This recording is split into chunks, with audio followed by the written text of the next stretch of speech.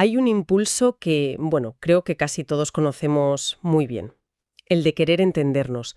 Cuando algo por dentro no encaja, cuando sentimos esa confusión o angustia, la reacción es casi automática, buscar fuera. Creemos que nos falta una pieza del puzzle, una información clave. Y entonces, pues lees un libro, escuchas un podcast, viscas una nueva teoría psicológica, siempre con la esperanza de que aprender algo nuevo nos vaya a arreglar por dentro. Pues hoy vamos a darle una vuelta de tuerca a esa idea. Una que choca de frente con todo eso, la verdad. Tenemos sobre la mesa una serie de extractos de un texto que se llama Alfabetización Existencial y su premisa es, como poco, dinamita pura. Y si toda esa búsqueda de conocimiento psicológico no solo no ayuda, sino que es precisamente la barrera que nos impide comprendernos de verdad. Exacto. La misión de hoy es meternos de lleno en esa idea, que es muy provocadora. Vamos a explorar la diferencia que plantea el texto entre aprender y ver, que ya adelanto que no son para nada lo mismo. Intentaremos entender por qué las explicaciones, que tanto nos gustan, pueden ser una trampa. Muy sutil. Y sobre todo, ¿qué significa eso de comprender algo sin añadir ni un solo dato más a la cabeza? Ese es el meollo. El texto no propone una nueva técnica, sino un cambio radical de perspectiva. En lugar de seguir echando más libros, más conceptos, más teorías a la mochila mental que ya llevamos, sugiere que la verdadera claridad aparece cuando nos atrevemos a mirar directamente cómo funciona esa mente que carga la mochila. Es un viaje que va de acumular pasado a percibir el presente sin filtros. Venga, pues vamos a desempaquetar esto porque tiene tela. El texto arranca con una frase que te deja pensando. Dice: lo que llamamos aprender en el plano psicológico no es más que acumular pasado. A primera vista esto va en contra de toda la industria del crecimiento personal. ¿Qué quiere decir exactamente? Quiere decir que entramos en un bucle que, conocemos muy bien. Sientes ansiedad, lees un artículo y te autodiagnosticas. Lo que tengo es ansiedad por apego. O recuerdas algo de tu infancia y concluyes, claro, es un trauma no resuelto. El texto argumenta que, al hacer esto, lo único que hacemos es añadir una nueva etiqueta, una nueva historia al archivo que ya tenemos en la memoria. Y ojo, eso nos da una sensación de progreso muy satisfactoria. Nos contamos que ahora me entiendo mejor. Claro, te da una narrativa, un guión sobre ti misma. Exacto. Pero la estructura mental que genera la confusión sigue intacta. El mecanismo de reaccionar, de preocuparse, de identificarse con el pensamiento, ese no ha cambiado en absoluto. Es la misma mente. Solo que ahora tiene un vocabulario, digamos, más sofisticado. Como dice una metáfora que usa el texto, es como si le dieras una nueva capa de pintura a un coche con el motor estropeado. Se ve distinto por fuera, pero sigue sin arrancar. ¡Ostras, qué buena imagen! Y aquí es donde el texto mete el dedo en la llaga con una paradoja brutal. La mente que busca comprender mediante el aprendizaje es la misma mente que creó la confusión. Al leerlo pensé que es como pedirle al ladrón que diseñe el sistema de seguridad de tu casa. Es exactamente eso. Se perpetúa el mismo movimiento. La mente se observa a sí misma, se analiza, se etiqueta, se explica, y en todo ese proceso de supuesta autoayuda, lo único que consigue es fortalecer su propia estructura. La mente se convierte en una entidad separada, el yo, que sabe cosas sobre sí misma. Pero el acto de saber no altera la naturaleza de ese yo, que en el fondo es la fuente del problema. Vale, entiendo el punto. Si aprender de la forma tradicional no solo no es el camino, sino que puede ser parte del problema, entonces la alternativa tiene que ser otra cosa. Me imagino que ahí es donde el texto introduce esa idea de ver frente a saber, ¿no? ¿Cuál es la diferencia real entre las dos? Es la distinción clave de todo el texto. El saber pertenece al mundo de la memoria, del pasado. Es un residuo de la experiencia. Es algo que puedes empaquetar en palabras, explicar, enseñar a otros. Es información. Pensemos en aprender a montar en bici. Puedes leerte 10 manuales sobre equilibrio, la física del movimiento y la técnica del pedaleo. Eso es saber. Tienes toda la teoría. Pero con toda esa teoría, si te subes a la bici, te vas al suelo en 2 segundos. Exacto. El ver o la comprensión de la que habla el texto es ese instante mágico e inexplicable en el que dejas de pensar, tu cuerpo encuentra el equilibrio por sí solo y de repente estás pedaleando. Ese momento no se puede describir con palabras, no se puede enseñar, simplemente ocurre. Es una percepción directa, una experiencia total. El texto sugiere que con nuestras emociones, con nuestros patrones mentales, pasa exactamente lo mismo. Ahora lo entiendo mucho mejor, y esto conecta con una de las frases más potentes del texto. Explicar no es ver, nombrar no es percibir.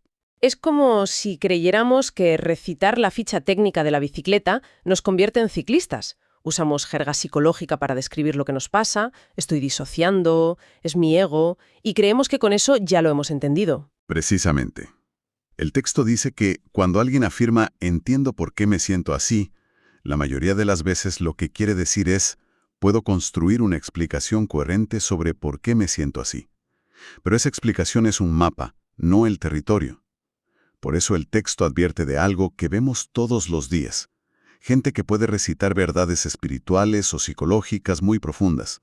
Hay que vivir el presente, el ego es una ilusión, mientras su vida cotidiana es un caos de ansiedad y conflicto. Saben la letra de la canción, pero nunca han sentido la música. Un momento, aquí hay algo que me choca. A ver, esto de que la explicación tranquiliza y que es una trampa. No sé, me parece un poco injusto. A veces, entender la causa de un problema, por ejemplo, darte cuenta de que tu miedo al abandono viene de algo que te pasó de niña, es el primer paso para superarlo. Es liberador.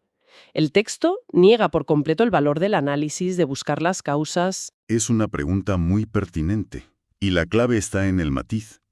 El texto no dice que el análisis sea inútil en todos los contextos, sino que, en el plano psicológico, se usa a menudo como una forma de defensa muy sofisticada. Es una manera de no mirar la experiencia directamente, en toda su crudeza e incomodidad. Da ejemplos muy claros. Mientras la mente explica el miedo, no lo observa. Mientras analiza el conflicto, sigue dividida. Es decir, que mientras estoy en mi cabeza pensando esto es miedo y viene de A, B y C, no estoy sintiendo realmente el nudo en el estómago, el corazón acelerado. Exacto. La explicación convierte la experiencia viva, esa sensación visceral de pánico o de rabia, en un objeto mental, en un concepto. Y una vez que lo has etiquetado y archivado en la carpeta de mis traumas, te da una falsa sensación de control. Crees que lo has resuelto, pero lo único que has hecho es alejarte de la sensación real. La has intelectualizado para no tener que sentirla. Y esa necesidad de explicarlo todo, de encontrar una causa, va de la mano con la búsqueda constante de respuestas. El texto dice algo que me parece muy acertado. La mente que busca respuestas es una mente que huye del silencio. ¿Por qué le tenemos tanto pánico al silencio? Porque el silencio, tal y como lo presenta esta fuente, es un espacio vacío. No te da garantías, ni conclusiones, ni te construye una identidad sólida a la que agarrarte.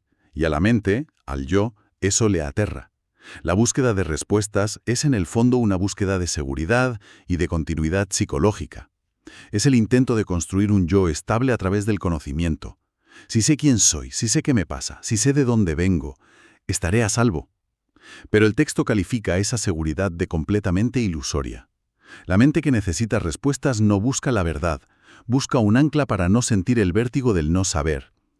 Vale, y aquí el texto desmonta otra de las grandes ideas que tenemos asumidas, que la comprensión es un proceso gradual, algo que llega con el tiempo, con la experiencia, con la madurez. Sí, se opone frontalmente a eso, lanza otra bomba. Lo psicológico no evoluciona, se repite hasta que se ve. Es una idea radical. El tiempo, según esto, no cura nada en el plano psicológico, solo permite que los mismos patrones de miedo, ira o tristeza se repitan una y otra vez con diferentes excusas o caras. Hoy te enfadas por el tráfico, mañana por la política, pasado por tu pareja. Pero el mecanismo del enfado es el mismo. Por tanto, la comprensión no llega acumulando años o experiencias, como si llenáramos un vaso gota a gota. Llega por interrupción. Un momento. Interrupción suena muy pasivo. ¿Significa que debo sentarme y esperar a que la mente se calle sola? Eso parece imposible. La mía, al menos, no tiene botón de apagado. ¿Cómo propone el texto que ocurra esa interrupción en la práctica? No se trata de forzar a la mente a callarse. Eso sería otra forma de control y conflicto. La interrupción de la que habla el texto es más sutil. Es la interrupción del hábito. Por ejemplo, la interrupción del hábito de ponerle nombre a todo lo que sientes al instante, la interrupción del movimiento automático de huida, de coger el móvil o ponerte a comer cuando sientes algo incómodo. Y sobre todo, la interrupción de ese comentarista interno que lo narra y lo juzga todo. Vamos, es como tener un amigo que no para de hablar en el cine. En lugar de ver la película, que es la realidad, solo escucha sus comentarios. La interrupción es ese instante en que el amigo, por fin, se calla. ¿Y en ese silencio qué aparece? Ahí está la clave. No aparece una respuesta ni una nueva teoría sobre la película. Simplemente, por primera vez, ves la película. Lo que aparece, dice el texto, es claridad. No es que hayas aprendido algo nuevo, es que el ruido que te impedía percibir lo que ya estaba ahí ha cesado. Es como estar en una habitación con un zumbido constante y molesto. Aprender sería intentar taparlo poniendo música más alta. La claridad es lo que ocurre cuando, de repente, el zumbido se apaga.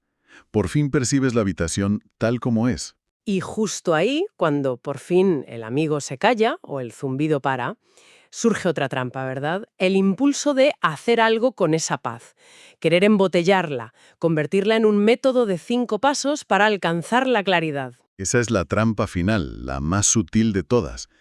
Ver no es hacer, insiste el texto. En el preciso instante en que intentamos usar lo visto o aplicar esa claridad, reintroducimos al yo como el gestor, como el agente de control. Vuelve el ego que ahora quiere practicar la presencia o mantener la calma. Y ese yo que quiere controlar es precisamente la fuente del ruido original. El texto es muy claro en esto. La visión, la claridad, ocurre cuando no hay interferencia. No requiere esfuerzo ni disciplina, simplemente pasa cuando el mecanismo de control se detiene por un instante. Y llegamos a la conclusión del texto, que puede ser frustrante para muchos. Dice que todo esto es extraordinariamente simple y que precisamente por eso la mente no lo acepta. Estamos entrenados para buscar soluciones complejas, métodos, niveles, logros. Claro, es tan simple que nuestra mente, adicta a la complejidad, no se lo cree. Es como si te dijeran que la clave para abrir una caja fuerte no es encontrar una combinación complicadísima, sino simplemente dejar de forzar la cerradura. La simplicidad a la que se refiere el texto consiste en ver el propio mecanismo de la mente en acción pero sin juzgarlo. Es darse cuenta en tiempo real de cómo la mente busca una explicación para no sentir, ver cómo acumula conocimiento para no sentirse vacía, ver cómo hace preguntas para no tener que detenerse y quedarse en silencio. ¿Y ese acto de ver, de pillar a la mente con las manos en la masa, qué produce? No produce orgullo ni la sensación de ser alguien más evolucionado espiritualmente. No te da nada que puedas añadir a tu currículum personal. Lo que produce, según el texto, es silencio. Un silencio que no es ausencia de ruido, sino ausencia del yo que necesita hacer ruido. Entonces, el verdadero clic, el punto de inflexión, no es cuando por fin entiendes por qué eres como eres. No. El texto lo resume en la que creo que es su frase más importante. El momento decisivo no es cuando se entiende algo nuevo, sino cuando se ve que no hay nada que aprender en el plano psicológico. Es una conclusión radical. Significa que el objetivo no es añadir, sino dejar de interferir. Exacto. Solo hay que ver lo que ya está ocurriendo. Ver el pensamiento que aparece, la emoción que surge, el impulso de reaccionar. Pero verlo sin el segundo movimiento, que es el de juzgarlo, corregirlo, explicarlo o nombrarlo con una etiqueta. Cuando la mente deja de intentar estudiarse a sí misma desde fuera, como si fuera un bicho en un laboratorio, y simplemente se ve a sí misma en acción, algo fundamental se aquieta. No porque lo hayas controlado, sino porque la confusión se disuelve. Y ahí, concluye el texto, sin que hagas nada para provocarlo, comienza otra forma de inteligencia. Bueno, para recapitular este viaje, hemos partido de una idea que nos suena a todos, la de que para estar mejor necesitamos aprender más, y la hemos puesto patas arriba. Hemos visto que hay una diferencia abismal entre el saber de los libros y el ver de la experiencia directa. Hemos desenmascarado la explicación como un posible mecanismo de defensa para no sentir, y hemos entendido que la comprensión real no es un proceso que avanza con el tiempo, sino una interrupción del ruido de fondo. Y hemos terminado con esa idea de que cuando la mente se ve a sí misma, sin la interferencia del yo que quiere aprender, controlar y mejorar, emerge otra forma de inteligencia. Y esto nos deja con una pregunta abierta, algo para darle vueltas más allá de esta conversación. Si esa inteligencia no se basa en la memoria, ni en el análisis, ni en el esfuerzo, ¿cómo sería vivir desde ahí? ¿Qué implicaría en el día a día tomar una decisión o responder a una persona desde esa claridad silenciosa, en lugar de hacerlo desde el inmenso y ruidoso archivo de todo lo que creemos saber sobre nosotros mismos?